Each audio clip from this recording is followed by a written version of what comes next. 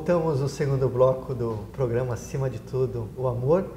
E esse segundo bloco será com uma participação especial do Frei Paulo, diretor-geral do Hospital São Francisco de Assis. Frei Paulo, é com alegria que nós recebemos o senhor aqui para nos contar um pouco sobre o hospital, sobre os atendimentos, sobre a humanização. Então, queria que o senhor nos desse um quadro geral do hospital para o pessoal que está em casa ver a grandeza que é isso daqui e o quanto é feito de bem aqui dentro e também a passada de fé. Paz e bem, Padre Fernando, paz e bem a todos os que nos assistem nesse programa Acima de Tudo, o Amor. E de certa forma é isso que a gente tenta viver aqui, né? Colocar o amor acima de tudo, o amor ao próximo, a partir dessa experiência do amor de Deus em nossa vida. O Hospital São Francisco na Providência de Deus é uma obra da Associação Lar São Francisco de Assis na Providência de Deus e nós estamos numa estrutura, um complexo hospitalar com 8 prédios.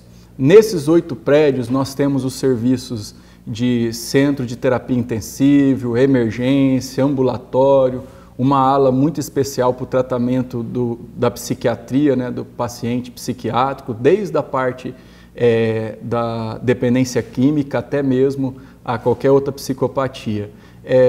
Mensal são em torno de 600 cirurgias que acontecem, em torno de 6.000 consultas ambulatoriais, em torno de 3.500 consultas de emergência, fora aí as mais de 600 internações que acontecem por mês no nosso Hospital São Francisco na Providência de Deus.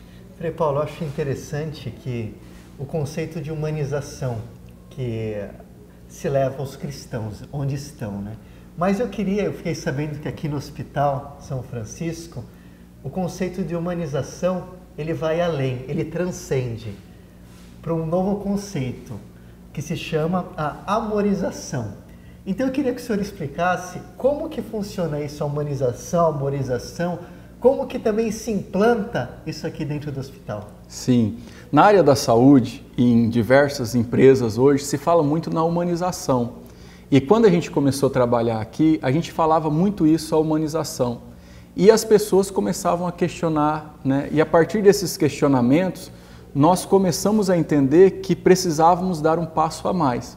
E esse passo a mais nascia da experiência do amor de Deus. Você não dá aquilo que você não tem.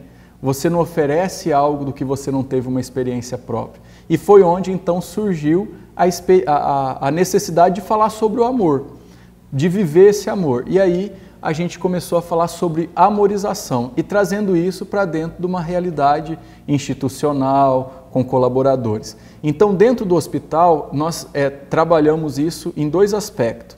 O primeiro aspecto está junto com os colaboradores, principalmente lideranças.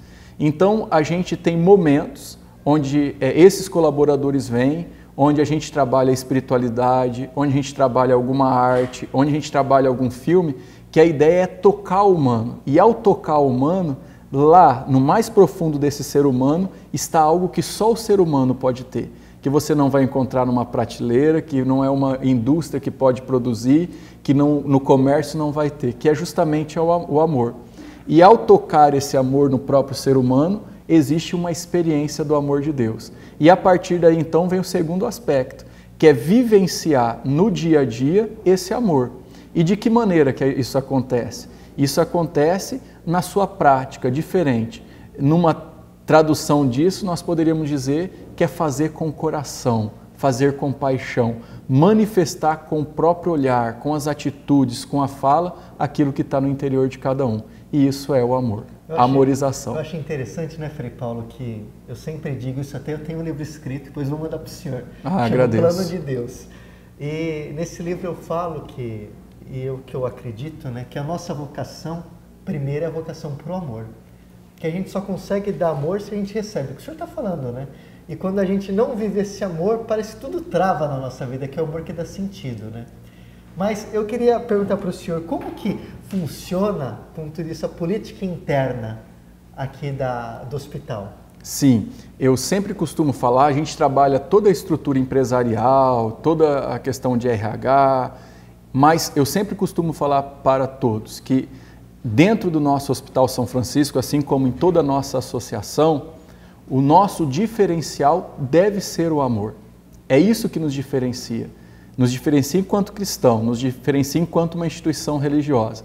Então, quando a gente está com os nossos líderes, eu sempre falo, se alguém vir ao nosso hospital e ser atendido e sair daqui dizendo, nossa, aquele hospital tem os melhores equipamentos, nós não alcançamos o nosso objetivo.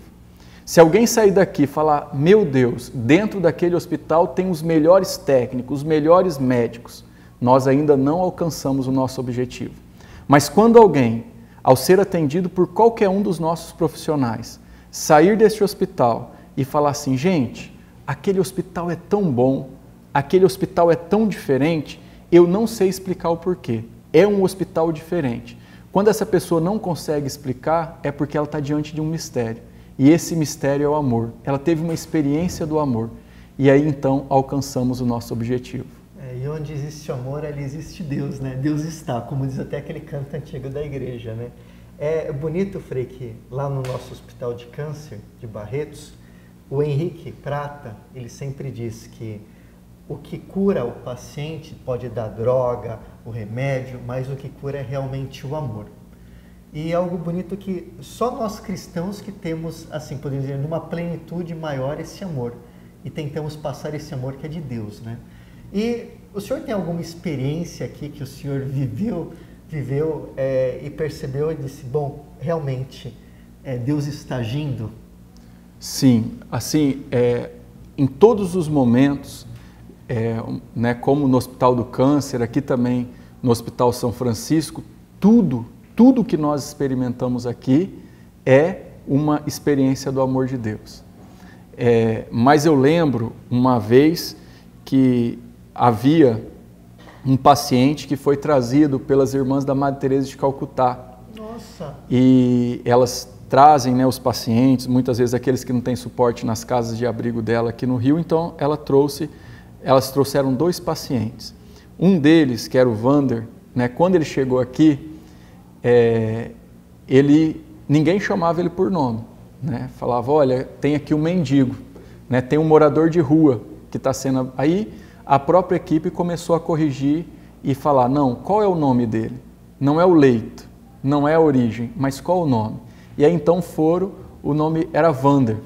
E aí no leito o Vander falava assim, né, para nós, muito debilitado, era um paciente soropositivo, e aí ele pegou e falou assim, eu nem lembrava mais o meu nome, porque sempre me dava um apelido, mas foi tão bom lembrar do meu nome que eu lembrei também da minha família.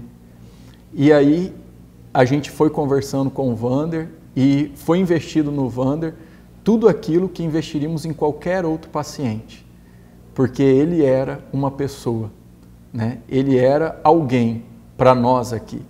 E a experiência que ele trazia para nós é que em poucos lugares ele foi alguém para outra pessoa. E para nós o Vander foi. E na época muita gente resistia ao tratamento dele, porque era um momento que o hospital estava muito em crise.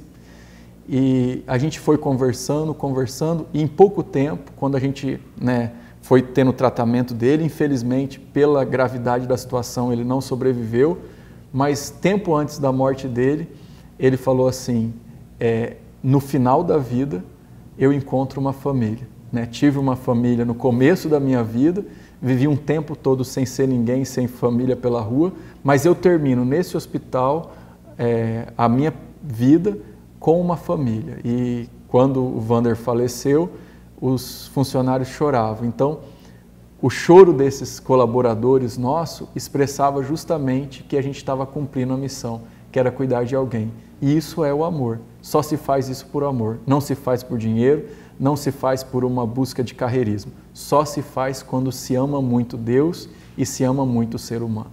E ele faleceu com dignidade. Com toda a dignidade. Se sentindo amado por Deus e pelo irmão. E com certeza levou a Deus muito dos nossos pedidos. E o Vander expressa uma situação de total confiança em Deus que o hospital teve ao acolhê-lo, mesmo uma situação difícil, e temos certeza que ele levou para Deus o nosso pedido e as nossas necessidades. E derramou muitas bênçãos. A gente vê como a presença da igreja faz uma diferença, né? Porque existem tantos hospitais que também falam de humanização, mas muitas vezes não tem esse cerne que nós temos também como igreja, né? Levar o amor, que não é uma filosofia, mas é algo para ser vivido. E eu percebi que aqui no hospital existe várias irmãs que eu vejo sempre circulando, andando de cá para lá. Eu queria que o senhor falasse um pouco do trabalho das irmãs aqui, que são colaboradoras, e como que é o trabalho delas aqui no hospital. Bom, nós estamos no ano da vida consagrada, né? E o hospital, ele é um hospital onde acontece a interação das diversas congregações, os diversos carismas se unem em prol do paciente, em prol do enfermo. Então aqui nós são mais de 14 congregações que trabalham direta e indiretamente. Nós temos desde a vida contemplativa, que rezam e intercedem constantemente, sabemos que as orações delas percorrem os corredores do nosso hospital, como as irmãs Clarissas da Gávea, as Carmelitas do Santa Teresa, que rezam constantemente por nós. E temos a de vida ativa, que são 4 congregações, as irmãs Caridade Santa Cruz, Missionárias do Coração de Maria, Missionárias Franciscanas do Coração de Maria e as Apóstolas do Coração, né, de Jesus. Então, todas essas irmãs, elas trabalham, boa parte delas trabalham na gestão do hospital. Então, é algo diferente. A gente está muito acostumado em ver as irmãs na parte assistencialista, de assistencialismo, né? Como enfermeira ali diariamente. Elas são irmãs graduadas para tal serviço, mas elas vieram para a gestão do hospital. Então, hoje elas coordenam o setor. A compra do hospital é coordenada por uma irmã. O RH, toda a parte de seleção, de contratação, tem uma irmã. A parte SND, que é a parte de nutrição, uma irmã. Higienização do hospital, uma irmã. Gerência de enfermagem, uma irmã e assim por diante. Então, as irmãs, elas assumem e aquela perspectiva que o Frei falou no primeiro bloco, que é justamente o fermento na massa. Que maravilha! Nós estamos vendo que obra de Deus na providência, esse hospital. Então, nós continuaremos no próximo bloco, sabendo um pouco mais desse hospital que não tem distinção no tratamento, tanto privado quanto o público é tratado com a mesma dignidade, com o mesmo amor, com os mesmos materiais, com os mesmos aparelhos, com o mesmo recurso. Então, até o próximo bloco. Por assim